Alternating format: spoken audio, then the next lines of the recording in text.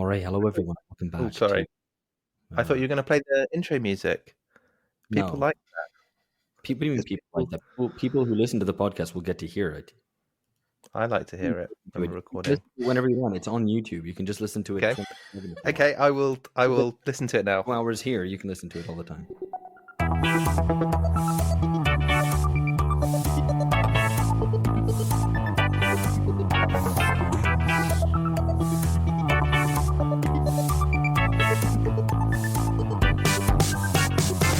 Milan ou Tripoli, Vilnius ou Benghazi, Paris, Moscou, on fait le bunga, bunga. Bangkok ou Bogota, Le Caire ou Jakarta, Gustavia, on fait le bunga, bunga. Stockholm ou Monaco, ou Montevideo, Oslo, Tokyo, on fait le bunga, bunga. Hello everyone. Welcome to BungaCast, the global politics podcast at the end of history. This is, I think, part of a series, a little mini-series we're doing called Bunga Has Feelings. So we're going to be talking a little bit about feelings. We're not going to do all that analyzing and criticizing we usually do. We're going to turn inward, tear away those layers of repression like an onion. You may even cry, as you are wont to do when you peel an onion. To help us do this, we of course have a woman who is sensitive and in touch with her feelings. Unlike us, we're basically robots, fleshy, stupid robots, fleshy, stupid, horny robots. But a woman, Nina Power, we are delighted to have her on. She's, if you're not familiar with her, a senior editor and a columnist at Compact. She's the author of What Do Men Want? Masculinity and Its Discontents. So not only does she know what she wants and in touch with her own feelings, she also knows what us fleshy robots want, which is pretty impressive, I have to say. Nina, welcome. Oh my gosh, thanks. What do we want, incidentally? Well, there's a whole list in the book. I asked lots of my male friends, so there is a handy list. So it includes things like a shed and to be left alone and pussy and beer. But then I just ignored all of that instead. So... All right. Well, very good. And of course, I'm Alex Oakley in Sao Paulo, Brazil. This podcast is also George Hoare in London and Philip Cunliffe, I suppose, in Canterbury, England, also, which is a small appendage of London, sort of. It's close enough. Whatever. England is an appendage of London. That's accurate. No, I got it all wrong. Not as if I lived there for 12 years. No, it's whatever. Accurate. Yeah, that is true. Well, it's what is it? A housing market with a society attached. I think that still applies. Anyway, to get on to the actual theme of this, we're going to start talking about anger and hatred and the relationship between each other. I think sometimes they get bound up. They're not exactly the same. But I think it's interesting because as part of this relaunch that Compact Magazine are doing, Nina has written some notes in their new Substack. And this came out just today, so I thought it was quite appropriate. So I'll just quote from it. I recall my grandfather speaking only infrequently, though kindly when he did. I never remember him complaining. It might be worth experimenting with a return to, if not exactly repression, then at least a dignified attempt to grin and bear it. Complaining simply annoys everyone around you, and it's not clear that it helps solve any of the problems, physical, mental, spiritual, we are naturally heir to. So I thought that was maybe an interesting place to start, Nina, because, do we complain too much? I don't mean we on this podcast. Obviously, we complain too much on this podcast. As a society, to the extent that we can speak of a single society that we live in, do we complain too much, or do we maybe not complain enough? I mean, someone might say, who's trying to be politically radical, say, actually, we don't complain enough. There's all manner of abuses and taking of advantages that go unchallenged. So, you might have the electricity grid privatized, which then raises its prices, even though it promised it wouldn't, things like that. We don't complain enough about those things, surely. So what do you mean by maybe we should be a little bit more repressed?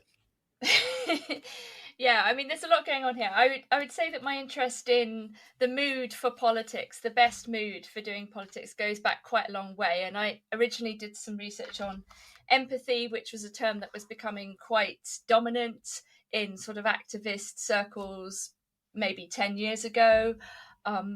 Obviously open to abuse and critique. We ended up with people sort of asking for payment for emotional labor and kind of really degenerate bastardizations of the social bonds that sort of make us friends and keep us together. And sorry, Nina, just to be clear, what was the context in which payment was being demanded for emotional labor? So I guess so people started talking about emotional labor, which obviously has a long history in kind of left-wing feminist work. Often as a critique, the idea that women are sort of supposed to be there precisely as these emotional support animals and this kind of thing, and that we're supposed to have a better understanding of emotion. I would like to say that I have zero understanding of emotion better than anyone else, and in fact, I've often been accused of being way too rational and masculine for my own good. So I'm speaking only theoretically. I have no emotions either, which is great. But how does that feel? Well, I don't know. Yeah. Okay. Okay. That was your joke. Yeah. Sorry. Yeah. It wasn't. I mean, was it a joke? Not really. You gave it the response it deserved. To be fair, can save that one for George's gist. The section we'll be introducing next month by listener demand. George's jizz. That doesn't sound very. It doesn't sound great, but it's a No, listener's it doesn't. fault. But it's the listeners. The listeners want it, so we're going to give them George's gist. it's important to spell it GIST, and it's about me summarising episodes for the executive listener who only has 10 seconds to listen to an episode. I can't believe that's a thing. Is this the sort of TikTokification of everything? It's what they're trying to get me to do. We'll see. That's weird. Okay. Anyway, sorry, there's a lot going on here. So emotional labor, it became a kind of common currency, but I think what people understood by that was, well, because it's work, because it's labor, it must be paid.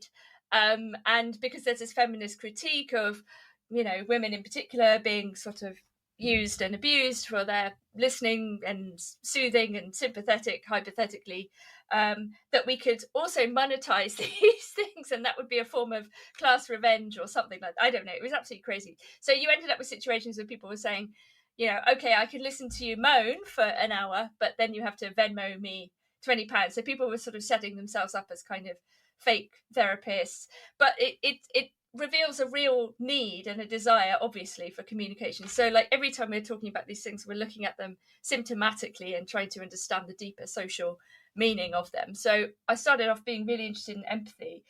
I was obviously very active on the left, particularly around the student movement. And a lot of what happened, it happened to me as well, was burnout and extreme forms of feelings of injustice and anger. And I was going out with Alfie, who was nearly killed by the police, and then he was on trial for 4 years. And obviously this caused, as it would do, enormous amounts of very painful feelings, feelings of desire for revenge against the police, against the state, desire to protect Alfie, who was sort of not only physically but also like legally going through this hell and possibly going to prison. I mean, it was just so obviously unjust, and it creates this sort of white hot burning feeling. It's very, very unpleasant, and I could see this in a lot of people politically, and it goes back to, I think, the original point that Alex was making about, well, aren't there loads of things to feel angry about? And the answer is yes, but anger and the desire for revenge, it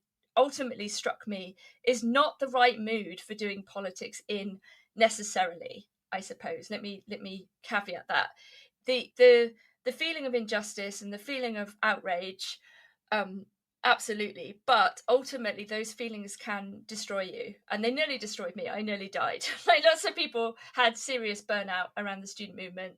That part of the London left, whatever, kind of turned inwards, and lots of people really struggling with addiction, bad mental health, and we lost every struggle for sort of years on end, and we didn't really have a very good way of dealing with it. Could you maybe just say a bit more about that? Because I'd be curious to hear. I mean, obviously yourself and Alfie were in a very particular position, given Alfie being assaulted by the police and everything, and then being accused of assaulting the police, and that leading to the 4-year court case and so on. But I mean, presumably that was exceptional for the student, for the kind of the anti-fees student left.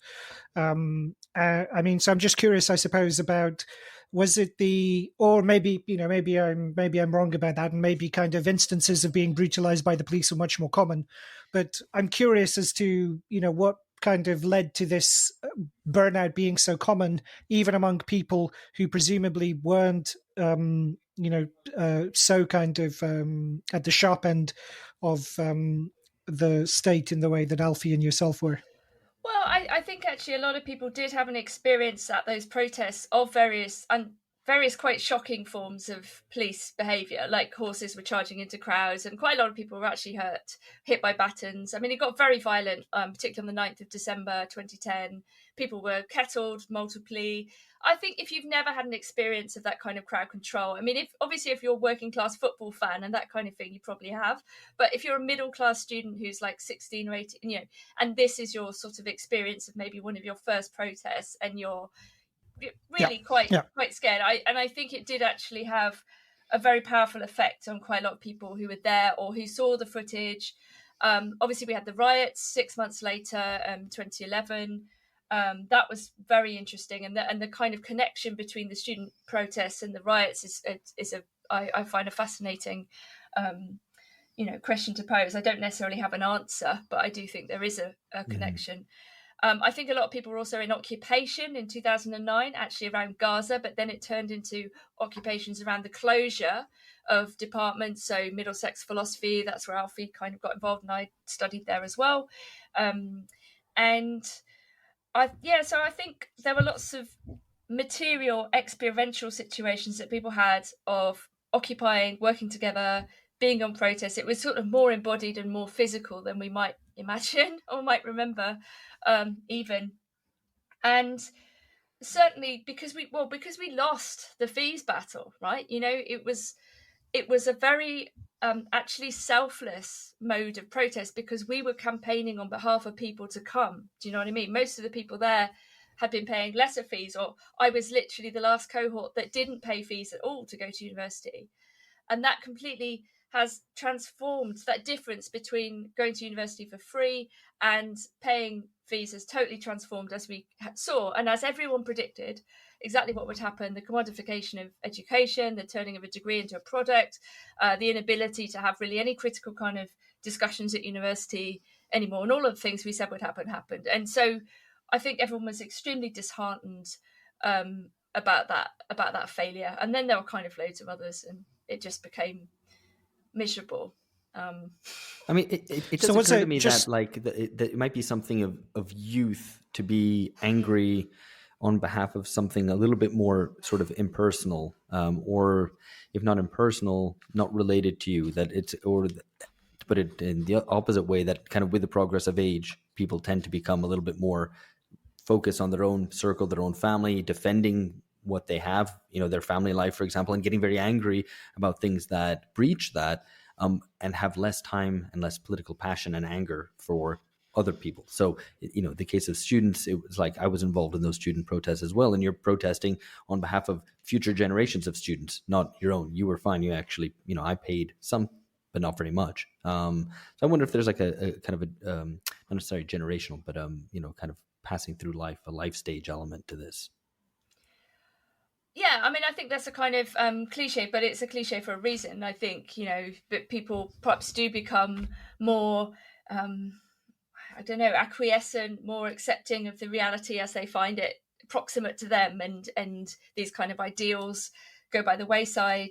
I suppose just to go back to the emotion point, it really did strike me that this kind of anger that we had, and our inability to deal with kind of failure and the subsequent turning inwards and attacking each other, and kind of destroying forms of solidarity. You could say, well, these were weak bonds anyway. Like, these were bonds that were forged not necessarily out of a class position exactly, or in the usual way we might historically understand solidarity. But really they were sort of temporary, and maybe a symptom of youth in a way. I mean, I was older than a lot of people in the student process, because I already had a lectureship by the time the fees stuff happened. But I'd only just graduated and got my PhD. So, I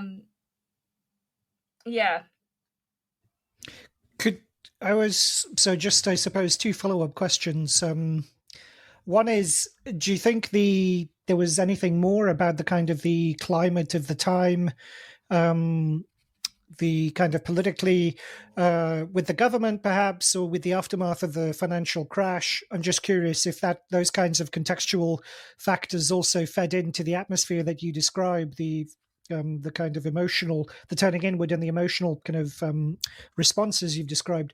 But also, how important was that experience to your political journey? Because I understand that you kind of see yourself as someone who's departed the left since then.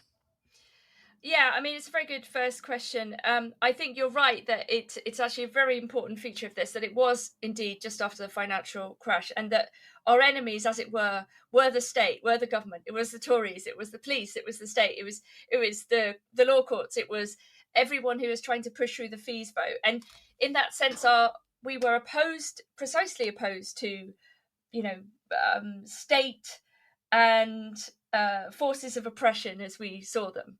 And this gave us like a common enemy, but it was an enemy upwards, right? It wasn't a horizontal enemy or a downward enemy, as it were. And that was a very unifying force, because it was very obvious that the imposition of austerity and the cuts to public libraries, universities, and so on were all part and parcel of the same project to immiserate and to blame people for the economic crisis, whose fault it precisely was not. The bailing out of the banks was in recent memory, and so on. Yeah, so so that's contextually really important. You're completely right to bring that up. It feels very different now, even though we still have a Tory government and many of the same, horrible neoliberal policies, and however we'd like to describe it. In terms of my political journey, I think I felt around 2013, 2014 that something was going quite badly wrong, at least in some of the kind of activist and lefty circles I was moving in. And it was partly to do with the transition online, where people were started attacking each other in person, not in person, as it were, like denouncing each other and Me Tooing each other. It was a little bit before Me Too, but people were still kind of doing that kind of thing, accusing people of being abusive and whatever. Because I think this turn-in was because of the failure, like the classic kind of, how do you shore up the in-group? Well, you create enemies, you throw them out. Oh, we can be unified against that guy, basic, social anthropological stuff. And I saw this stuff happening, and I found it really horrifying. And I was trying to say to people, look, we need to have these conversations offline, like we need to speak in person. Most people are trying to do their best. In fact, we all are. Like, we're not the enemy of each other. But I think when you start to analyse the mechanism and you start to say, well, this person is being cut off unfairly, and there's no equivalent of due process. I mean, people started talking about accountability, but accountability never really happened. And if it did, it was sort of terrifying by all accounts. It was literally people just sort of shouting at someone in a room and them going like, oh, and then them saying, the group saying, well, that's not an apology.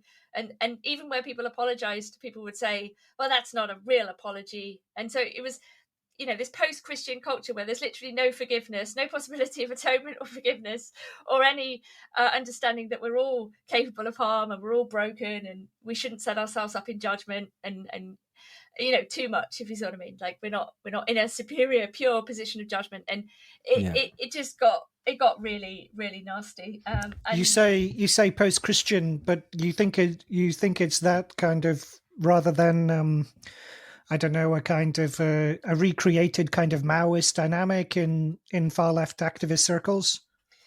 I think it's complicated, but yeah, there was that sense of the what do you call it, the struggle session, where you can't actually defend yourself ultimately, because it's not about that, it's about the scapegoat.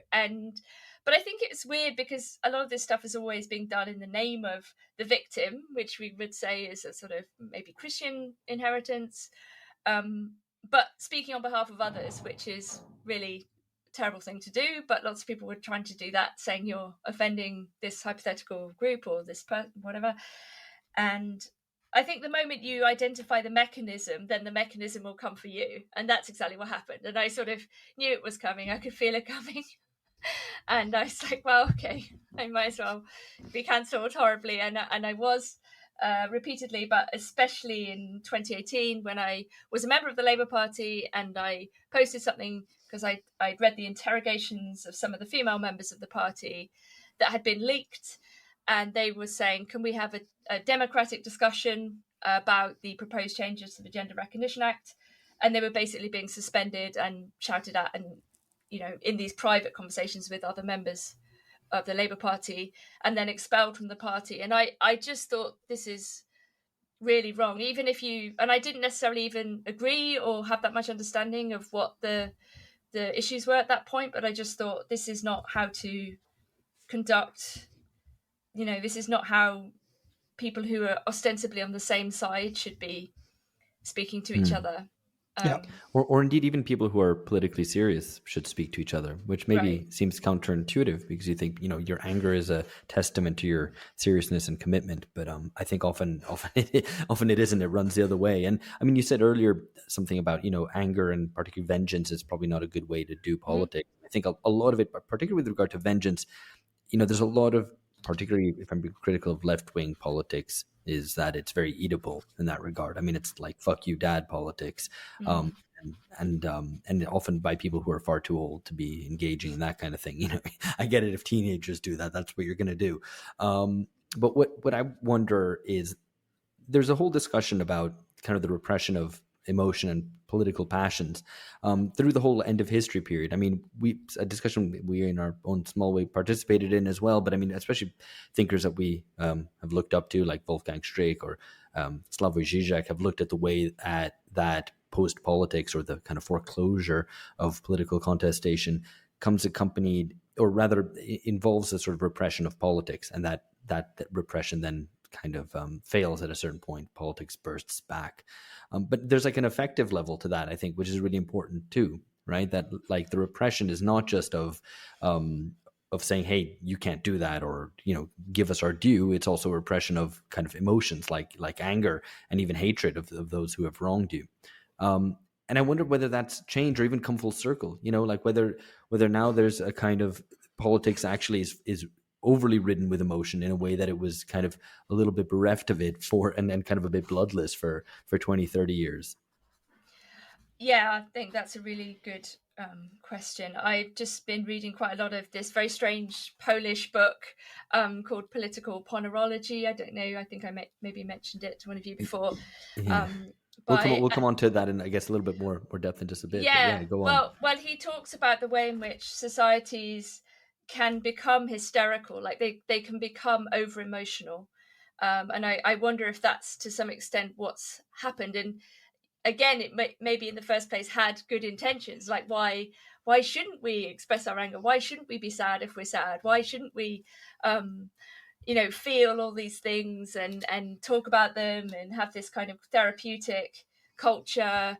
But there are kind of downsides to that too.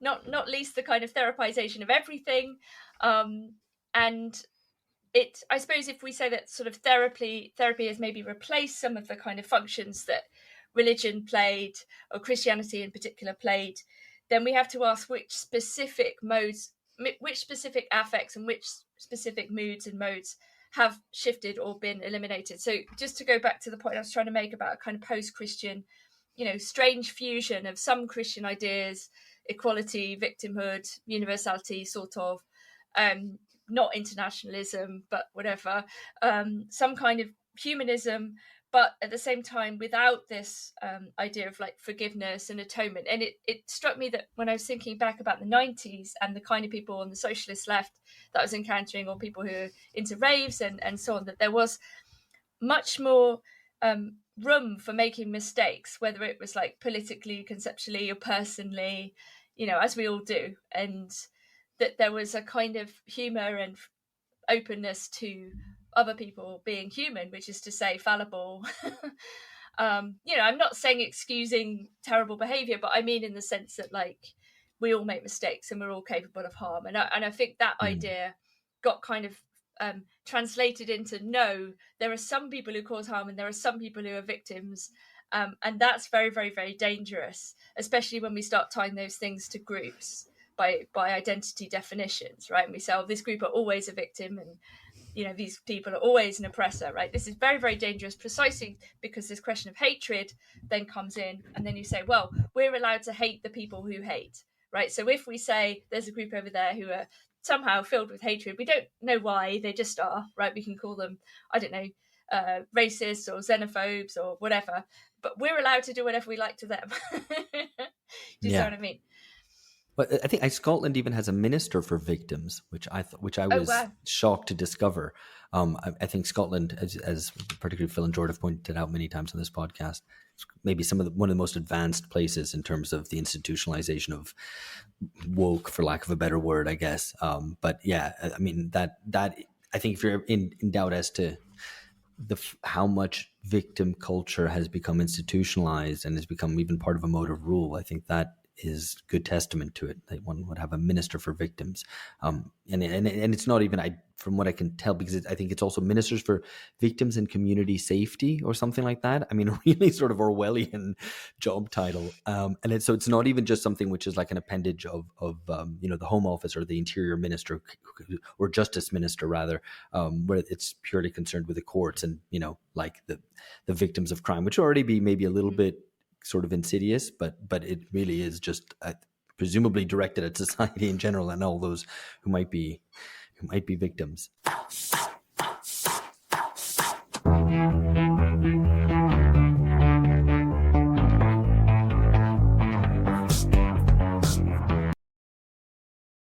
I just wanted, just before we get more into that, Nina, I just wanted to loop back to you're describing your exile from the left over these kind of internal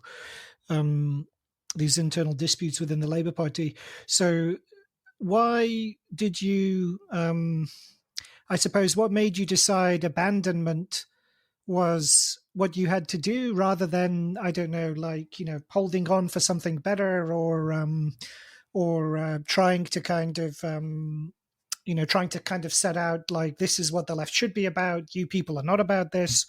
I'm just curious, I suppose, about your, the specific maneuvers and responses to the challenge you confronted at that point.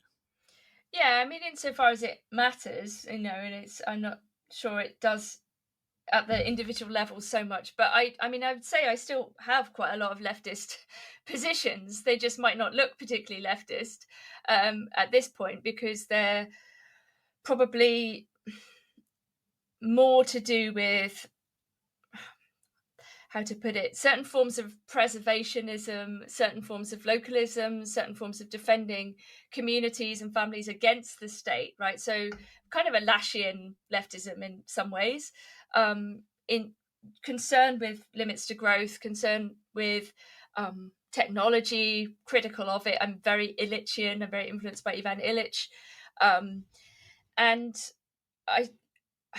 it's difficult because part of this is theoretical, part of it is contextual, and it felt to me that the left I was a part of, in inverted commas, in London was not necessarily the left. It was something that had gone badly wrong, and the Labour Party were not representing Labour, and they certainly weren't behaving in a democratic way. And I suppose I'd been feeling increasingly uneasy with the personal way people were treating each other, and then specifically the way women were being treated. And one of my tipping points was actually seeing a video of Helen Steele, who was a hero to the left for standing up against McDonald's and challenging corporate power. And she's a very wonderful woman, and she had been a victim of spy cops. She'd really been targeted by the state. And anybody on the anarchist left or the Labour left felt that Helen Steele was this great figure, and I did too. And she started asking questions in a very open-minded way about some of the stuff around gender, and she got absolutely smashed. And I just couldn't believe it. I just thought, what, you're going to give up on this woman because of this, as if you're going to forget everything else that she's done and what she represents. And I was just shocked, and that was happening a lot to a lot of women I respected, and I sort of couldn't live with the cognitive dissonance anymore. And I thought, there's something really wrong here. Yeah, it does seem to speak to the and a kind of culture wars alignment that is demanded of people, where you need to have every, you go down through the columns, like views on this, views on that, views on, cultural consumption, TV they prefer, whatever. And then you need to have the correct, selection from each one. And so this forms a person which is like this, and it has those attributes, and someone on the other side has the opposing attributes, but you can have no kind of heterogeneity in your kind of composition. Right. And you're allowed to hate the person then who doesn't kind of completely, who doesn't fit the model of what you're supposed to be. So it's actually incredibly conformist, actually, the more I think about it. Oh, completely. So I think basically a lot of people in reality have views from across the political spectrum, not necessarily a wide range, but they definitely would have views that are more leftist. Maybe they're redistributionists, maybe they're interested in high taxation, but maybe they're a social conservative. Maybe they go to church and they want more families. Do you know what I mean? Like, in reality, people actually are not straightforwardly left or right. I think most people have a heterodox collection of positions. And I think when I came across this sort of diagnosis of post-liberalism and the idea that actually we need to give up on this French revolutionary division between left and right and think differently about what politics is, I was quite struck by that as a diagnosis. And then also the kind of question about what comes after. I mean, it's a question you're obviously very interested in, given the whole premise of your whole podcast. Yeah, indeed. Yeah, I just wanted to move things on maybe a little bit from the British left to evil, if there is distance there. Because this is one of the things that we did want to discuss, and I guess why is evil interesting? Why is this you referenced this book, Political, and this is not a word I'm familiar with, Ponerology. But I guess more than the psychological perspective that book takes, that we'll get onto. Why is this an interesting question in general, like from a theological or historical perspective? Yeah, I think I'm always interested in concepts that people want to say are not interesting or passé or irrelevant or wrong, right? So, for example, nature would be one of these. Essentialism is literally like the worst thing you can be is an essentialist. Evil, oh no, well that's just a sort of ridiculous old-fashioned way of talking about things, and we've got explanations for everything now. And you have this weird fusion when it comes to evil of a certain kind of Nietzschean critique of evil. Oh, that's something that weak people project. But with a sort of liberal denial of evil, right? Which is to say, oh no, there's just this kind of pluralism and everyone has different beliefs, and maybe we occasionally need to punish people, but there's no such thing as evil. Evil doesn't exist. And so I'm quite interested in these sorts of things, and I've had encounters that I might describe that I can't describe them. And I suppose I'm interested in those questions of like the indescribable. And I think that politics, quite rightly, is in a sort of modernist enlightenment mode. And we think that we can either sort of rationalize everything or give an explanation. And I think there are certain things, even in this modern world, that we can't straightforwardly give an explanation.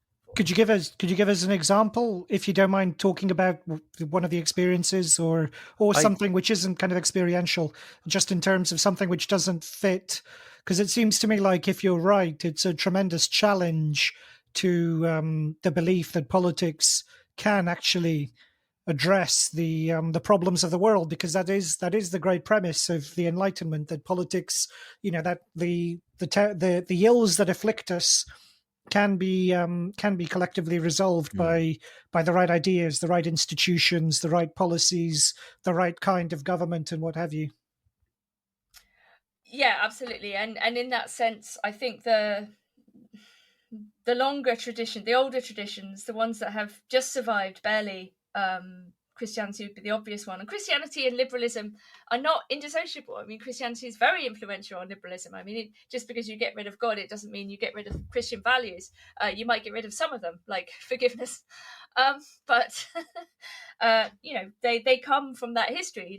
We have to be sort of materialist about ideas and the way they translate through time, even if bits of them are lopped off. And so I think politics cannot explain everything, right? I agree. Well, you weren't saying this, but the premise of the Enlightenment, we can shine a light on everything and we can get clarity and we can give a causal explanation. I would say in an encounter, okay, to go back to this question of maybe hatred, right? Like I've been very hated. Like I know I'm very hated by a lot of people. And it's very, very weird. It's a very, very strange experience to be hated by a lot of people and to feel hate, or read about being hate, how awful you are, what a terrible person you are. And especially when you think you're doing good. Right. Well, I mean, if you think if you're being provocative or whatever, like, well, okay, people are going to hate me for this.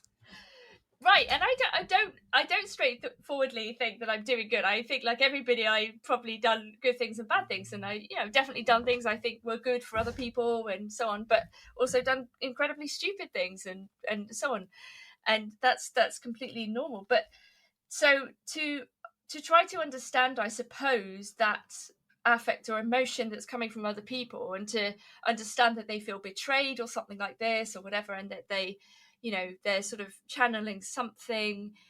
And in the context also of the kind of expansion of hate speech legislation and the kind of curbing of various claims, even where they appear to be factually true, they might be understood to be offensive at the subjective, and changing hate speech from being an objective criterion to being a subjective one. This is a very dangerous move.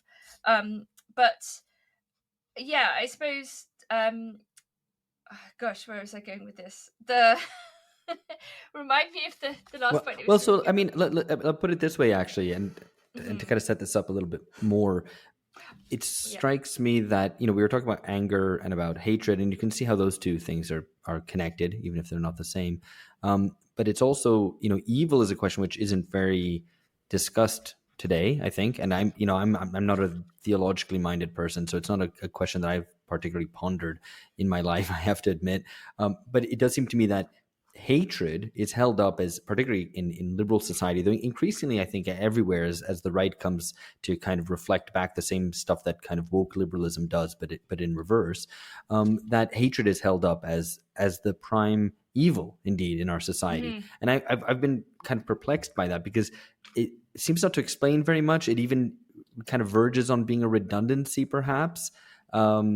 Or maybe it just completely misses the mark, because evil is something which is impersonal. Maybe there are kind of grand evils that happen which are not a reflection of the fact that someone hated someone else, that there were interpersonal frictions, which seems to me be perhaps by the by. I don't know.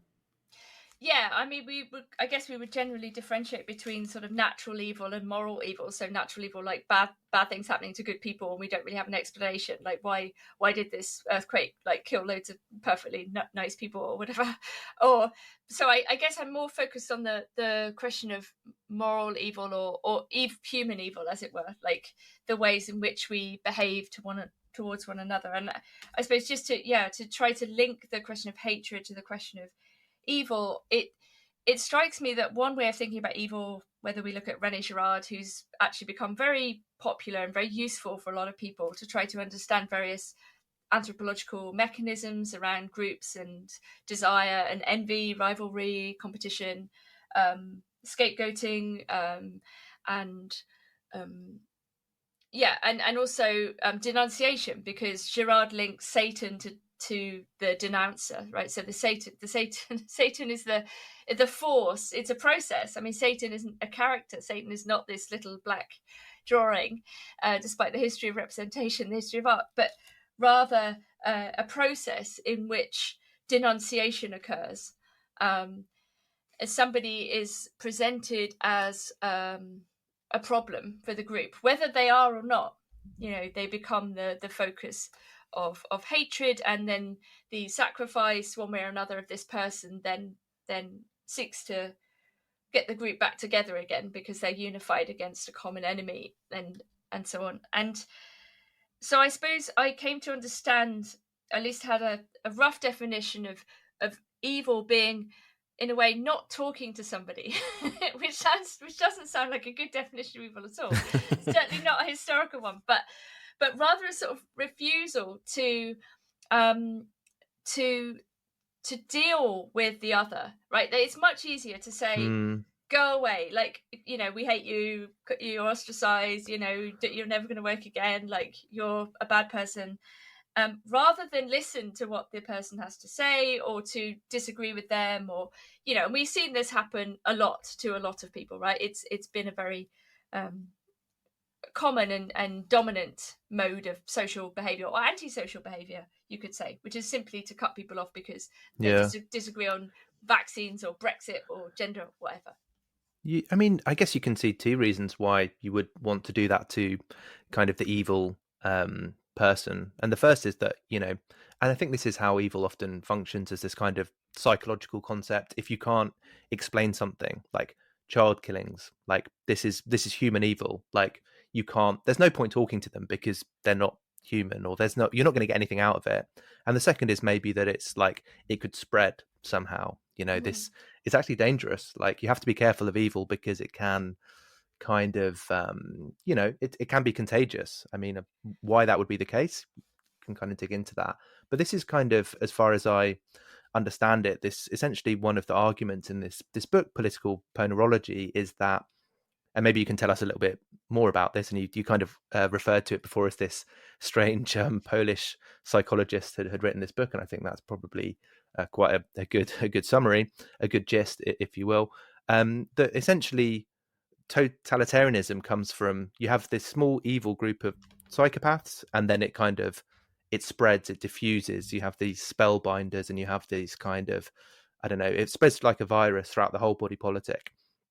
So is this a kind of a theory then, to kind of bring it back to what we were talking about before, of like the dangers of letting small groups of evil people interact with other people in a society? Yeah, I mean, I think there's a problem in the presentation of the idea of pathocracy, or because it seems too reductive, or it's a difficult idea to swallow, and we wouldn't, because the problem is, once we start saying, oh, there's a small group of evil people, we can blame them, then you end up back in the same situation, right? Precisely the situation that you're trying to describe rather than invoke and then act upon, right? So I think Lobaczewski, the author of this book, who's a kind of Polish dissident who's writing under a communist regime in the 1980s, but he's trying to look at the underlying features of societies that have gone wrong, let's say, regardless of their supposed political, and maybe a more serious way of putting it would be like, why do bad ideas take hold, right? It goes back to this point in mimesis and contagion, right? Why can you convince certain historical moments people to do terrible things, or to believe things that are manifestly not true? And we could talk about this in a post-truth age. We have a kind of battle, as always, for status and for power, and often politics just starts to look like a kind of a battleground without any commitment to truth or anything like that. Like it's just people competing for power. And as a philosopher, I'm loyal to philosophy, and I have to think that there's something outside of politics, and I have to be committed to truth. And so I suppose it's an attempt to explain at a deep level why bad ideas take hold. We don't necessarily have to sort of reduce it to psychopaths. I think this is kind of, but it's interesting to think about how that does function as an operative theory, also for people trying to understand the world, right? We've seen various claims about sort of elite paedophilia, and these sorts of claims are like both true and not true exactly in the way that they're presented, right? And obviously a Marxist critique of these sorts of supposed conspiracy theories would be to say something like, this doesn't take into account any of the materialist and economic dimensions and the questions of political struggle, but rather seeks to give an idealist almost explanation for, oh, there's some evil over there and that's why everything bad is happening, right? And that's a very dangerous sort of way of thinking.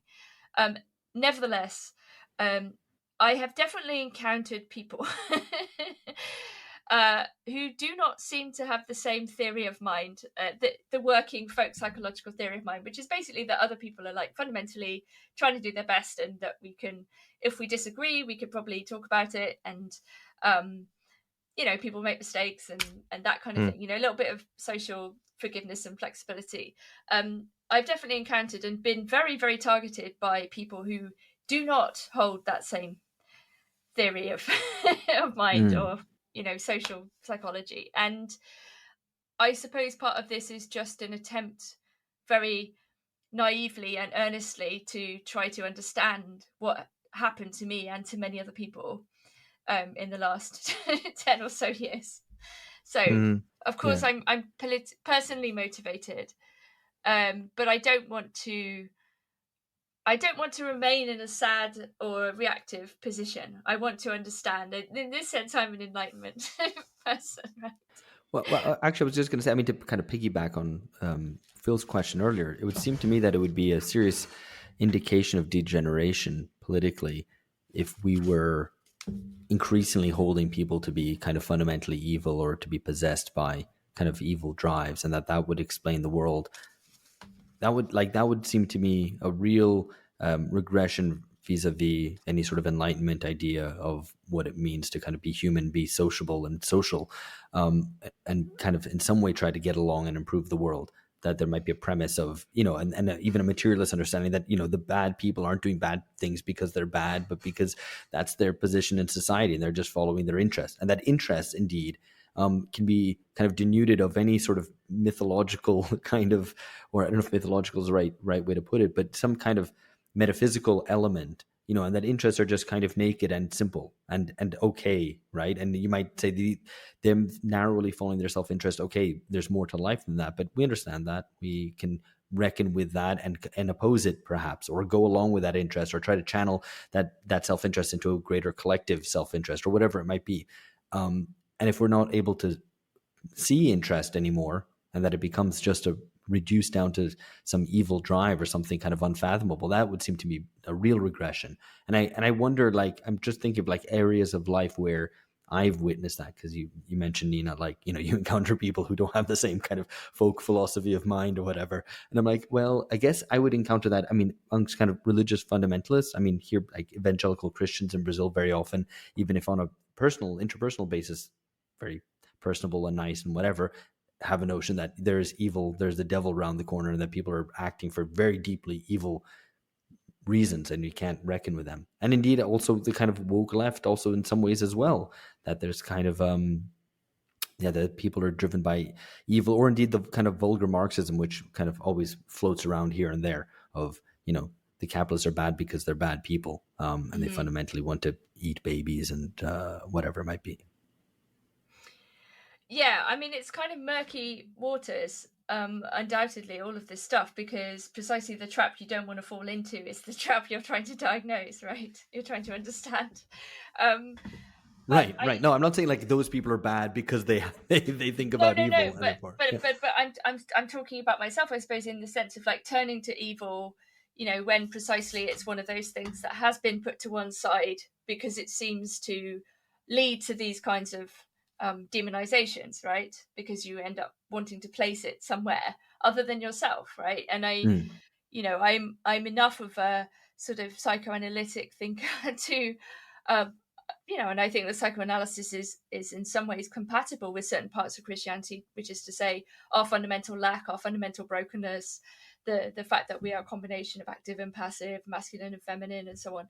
And the same would go for our capacity to do harm and to be harmed, right? And somehow these sort of really basic observations that you get in all kinds of different modes of thinking seem to have been forgotten.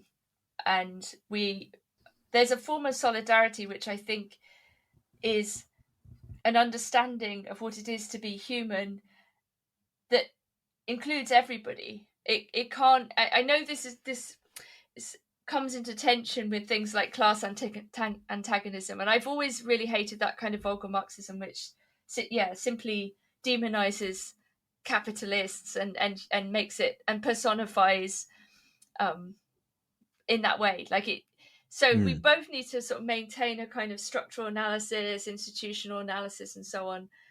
But I think one of the things that the parts of the left that I was involved in maybe failed to do was to also have an understanding of something like individual choice or conscience. And this had bad consequences for people who are suffering from addictions or people who are in trouble, because everything was just blamed on capitalism. You know what I mean? It's like, oh, well, this person's like miserable and drinking too much and taking drugs, and well, that's just capitalism, isn't it? There was no sense of like, well, actually this person can make decisions and we can help them to get out of this obviously objectively bad state.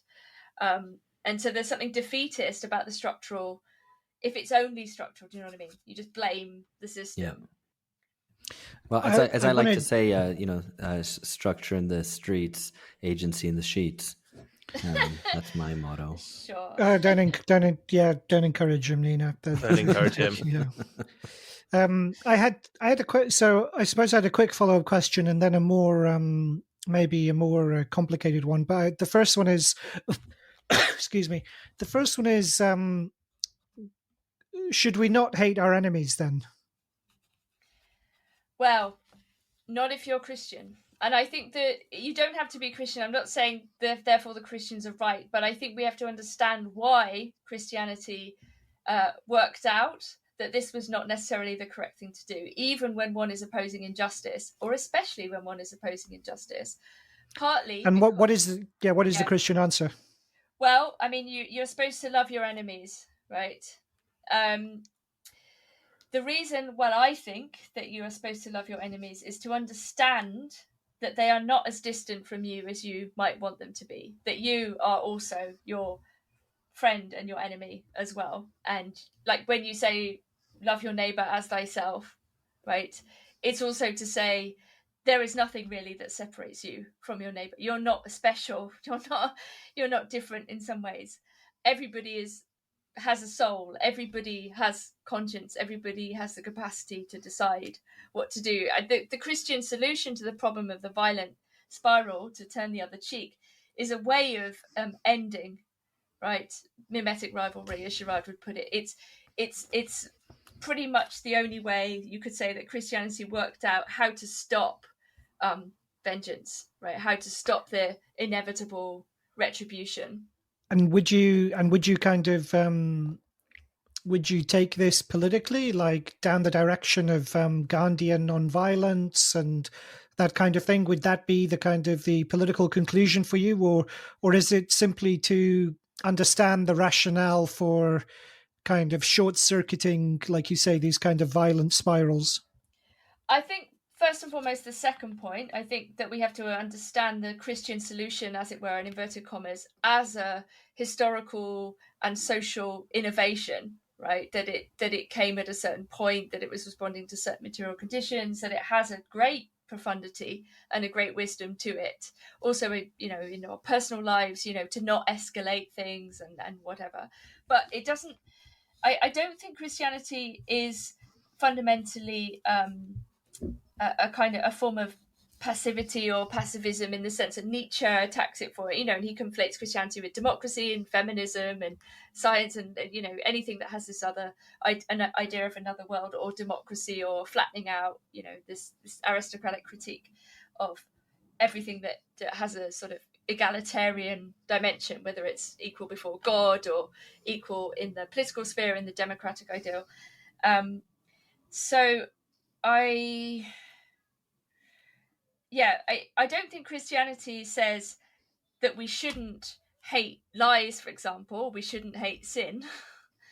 I don't think it says that we can escape hate actually. And this is one of the things I kind of want to defend about hatred, is to say it's actually a necessary feature of our development. Freud says this: hatred comes before love and is not opposed to it. Because if you think about those developmental stages where the child is pushing his or her parent away and saying, "I hate you, mummy," or being violent towards toy, it's a necessary stage, just like primary egotism, where you're saying, "I'm not that," So that role of negation in the formation of any healthy character is necessary, right? It is necessary that we hate, and the criminalization of hate, particularly for people expressing opinions, whether they be religious or scientific or bad opinions, whatever, like annoying opinions, is very, very, very dangerous. And I think calling things hatred when they're not, but then at the same time, I also want to say we must defend the right to hate as well. So it's not an elimination of hatred, but rather avoiding its misplacement or its misconception by the state. When the state starts telling you what hate is, that's when you have to run. Like that's Absolutely, yeah. Yeah.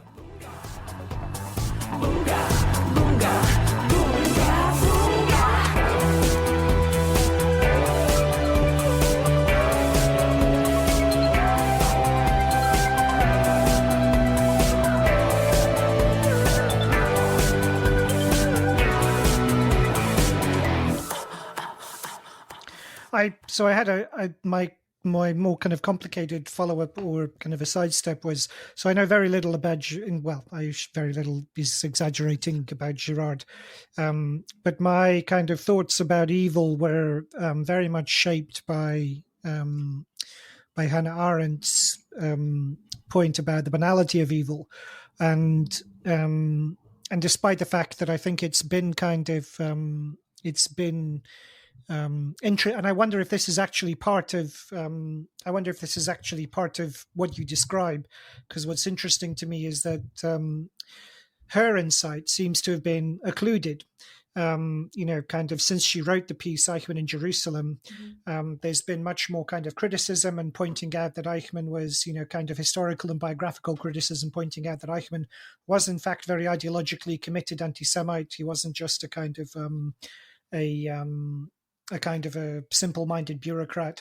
And so there's been, it seems to me, like a concerted effort to repress that kind of great Arendtian insight about evil being something which is profoundly banal.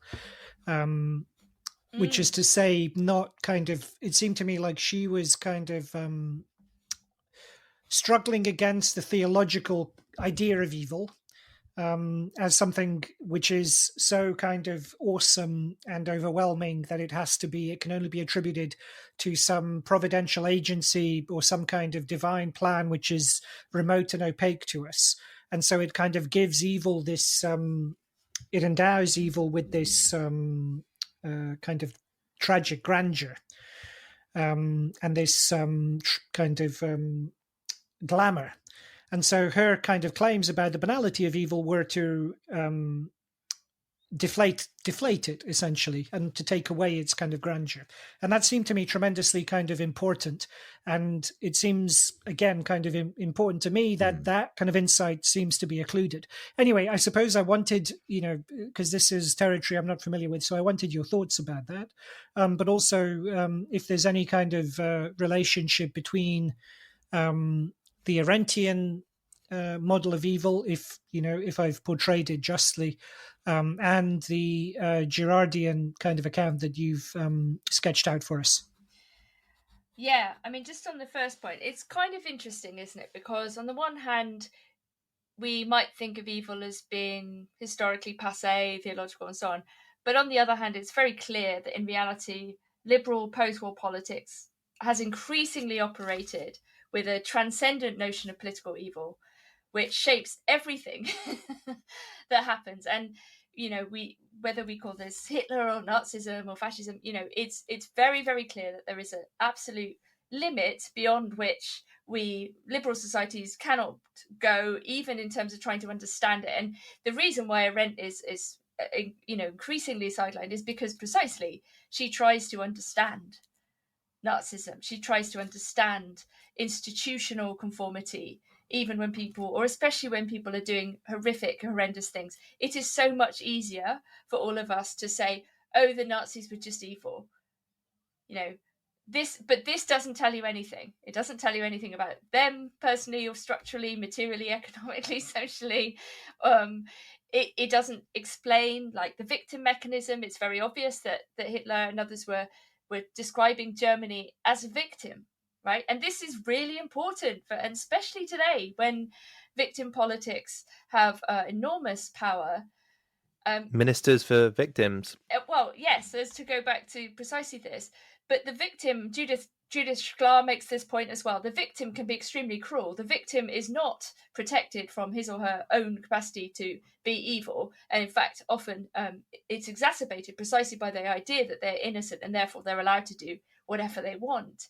And it's very clear that when Hitler and the other Nazis invoked German punishment at the hands of Versailles, and sought to blame not only Jews but Jewish people especially for sort of conspiratorial operations against Germany, and that Germany needed revenge. And this is a victim mentality that becomes a dangerous, murderous, genocidal machine, right? And to try to understand the way in which bureaucracy functions as protection and exacerbation of that evil and that murderous victimhood, sort of image of the world, this vision of the world, is precisely what you're not really allowed to do, because if you can't invoke the transcendent evil, which we can't explain, you can't necessarily justify your own politics, particularly when it has things in common with that politics. So I suppose, but then do you see yourself performing the same move then? You're seeking to critique this transcendent idea of evil, but using the kind of Girard and the some of these kind of basic Christian ideas. You're trying to do the same thing, to take away the transcendence of evil, given the kind of the liberal response to it today. I think politically, yeah. I mean, I think there's a bigger question about evil, which is something like there are just things like, when we talk about Fortuna, or like we can't explain and we can't justify, if you see what I mean. Like there is no explanation for the whole, right? And when anyone tries to give you an explanation for the whole, they're probably not thinking critically. And we should be very suspicious about people that try to give us a worldview that explains everything, because there are always holes in knowledge and so on. So I think at the sort of cosmic level, we could say there is a sense in which certain things will remain necessarily hidden from us and obscure, and we can't explain, and this would include terrible things happening to people who don't deserve it. But on the political level, given that we're talking about what human beings do to each other in relation to particular systems, then I think we can try to attempt perhaps different kinds of solutions, whether we look to a psychological or just consider it for a bit, whether we look to bureaucratic descriptions of what systems do to people, the role of power, the relationship between power and truth, and all of those things. So yeah, I think we should try to understand it. I don't think we should simply put it to one side and say this is no longer a useful question, because it's but precisely in its attempt to explain it, we then don't make it like a lump of evil. We don't say, oh, there's this thing over here that just exists and we can't explain. It's to unpick that. Right. Yeah.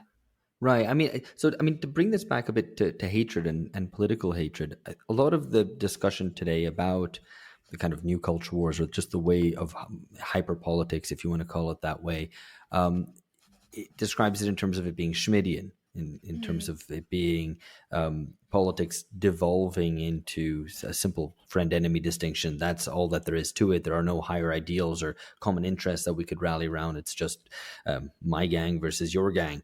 And sadly, that seems to be increasingly descriptive of the world. It's not something that I would want to endorse. But one thing that I found interesting, kind of looking back at Schmitt, is that he makes a distinction between hostis and inimicus. So the kind of public enemy and the private enemy, and the public enemy is something that, in his view, would be the enemy of the state, something that would be combated, whereas the inimicus would be your private enemy, which might have like a more effective element to it. It's someone you hate, your private enemy. And not to buy into kind of Schmitt's vision, not least because of its kind of a defense of the fascist state ultimately. So that's not the purpose here, but it's more that, the description of today's politics as Schmittian founders a little bit on the fact that the public-private distinction has collapsed. And if that collapses, that also means that his own distinction between hostis and inimicus, the public enemy to be combated and the private enemy to be hated, also doesn't work anymore. And so I find that kind of troubling, and maybe to a certain extent explains why we have difficulty with a kind of, a kind of productive hatred of the enemy, or whether, because I think, I mean, this refers back to I think the question Phil asked you, Nina, about whether, should we indeed hate our enemy? And it strikes me that, I mean, I'm trying to think this through out loud, that the repression of political hatred that there used to be has now kind of foundered. That no longer holds, that we're all kind of encouraged to hate our proximate enemy, whoever it is. The person who, drives a pickup truck, or the person who drinks, or, organic tea, whoever it is, you have to hate that enemy. And it seems to me that there's an absence of, that maybe politics is too bound up in the hatred of the private enemy, rather than kind of focused on the construction of what we actually want.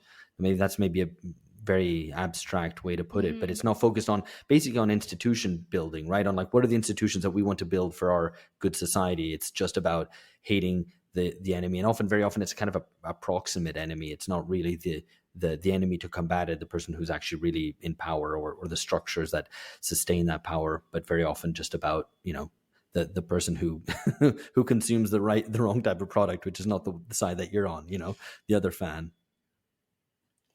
Yeah, it's a really good question. I was thinking about Schmidt on the way back home today. You reminded me of Jean Genet. Jean Genet has this incredible conception of the enemy, where he writes this sort of bizarre text that invokes like Prince Philip or like some crazy royals, and where he starts talking about he wants the declared enemy. Like he wants somebody who says, I'm your enemy, and he wants to fight to the death with what he just says is the declared enemy. And using that, it's interesting to think about how these supposed enemies are all sort of tacit, they're all implicit. And I think your point about the collapse of the public and the private is so interesting if we think about the therapeutic and the model of the self, and the kind of what it means then to accept one's own increasing privacy as one's own potential enemy as well, right? Because this is a very difficult thing for people to cope with, and then you end up in this permanent situation of kind of projection, right?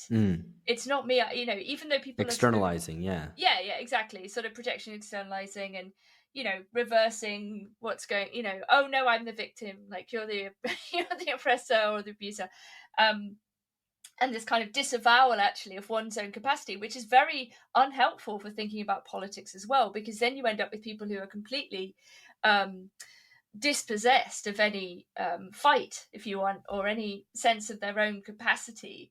You just have kind of subjects who are afraid to express anything that might be conceived negatively. And I see this a lot in quite a lot of younger people who are very, very anxious about being thought of as bad people, whatever that means. But this often manifests itself as in just a complete reticence about expressing a view or judging or commenting, or and this was sort of happening to students as I left university teaching about 5 years ago, but you could feel it, and I'd been teaching for 13 years, and over that time this reticence had just completely crept in, whether it was people were afraid to say the wrong thing in case someone might film them, someone might tweet about it, whatever. It became stultifying and awful for them as well to feel this level of potential social faux pas judgment. But obviously, unless you make mistakes, you're never going to improve your thinking. Sorry, that's a bit of a tangent, but I think this point about the kind of Schmittianism, I mean, black and white thinking is easier. It's much easier than sort of understanding one's own complicity, one's own, bad behavior or whatever. It does. I don't just mean that at the individual moral level, but I mean structurally as well. The how to disentangle yourself if you can't really. We're in very, very complicated systems. I mean, if you read the great book about the Risk Society, modernity becomes this endlessly complicated, variegated project about ameliorating risk, but by creating more risk. And you can't conceptualize the extent to which processes even function in relation to one another. And so there's that kind of intrication. Hatred of the other then seems like a shortcut. That's the problem. I think that's true. Tangling with contradiction is kind of, it's difficult. It's more demanding. Just on the thing about younger people being unable to, feeling they're unable to express themselves. We are going to come back to this because we are going to talk about gender divergences in voting behavior, which is a really wonkish way to put it. But suddenly, across many different countries which are very different from one another, young women are voting for liberal or progressive parties to a much larger degree than young men are, who are increasingly voting for conservative parties. There's a huge amount to unpick, and we're going to be doing that over on the second part of this episode at patreon.com/bungcast. See you there.